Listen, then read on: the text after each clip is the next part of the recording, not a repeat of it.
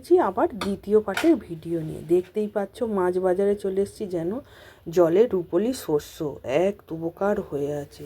বিভিন্ন রকমের, এত রকমের যে সামুদ্রিক মাছ আছে সেইটাই আমি জানতাম না।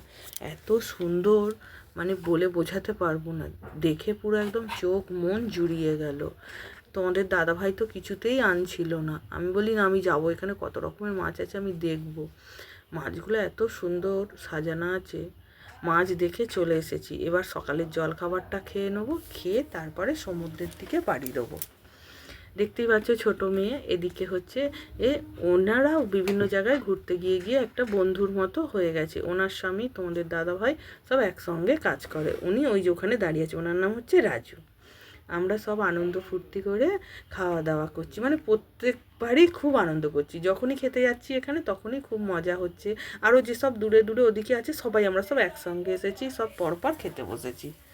আজকের খাবারে ছিল লুচি, ঘুগনি আর ডিম সিদ্ধ। এইদিকে তোমাদের দাদা ভাই আমরা দুজনেই খেয়ে নিয়েছি। মানে কালকে থেকে যা যা খাবার খাচ্ছি সত্যি খুব সুন্দর, মানে এত সুন্দর। এখানে খাবার ভালো, এখানকার মানে আতিথেয়তাও খুব ভালো। সবাই খুব খুব আমাদের সঙ্গে এত ভালো, মানে মিশে গেছি ওনাদের সঙ্গে যে ধারণার বাইরে। পরপর 3 বছর এই একই হোটেলে আসা হচ্ছে। তো হাই, হোটেলটার তো নামই বলা হয়নি। হোটেলটার নাম হলো হোটেল ইন্ডিয়া। ও, হোটেল ইন্ডিয়া। মেয়ে আবার বলে দিচ্ছে। দেখো, খাওয়া দাওয়া করে একদম সমুদ্রে যাব বলে রেডি হয়ে পড়েছি।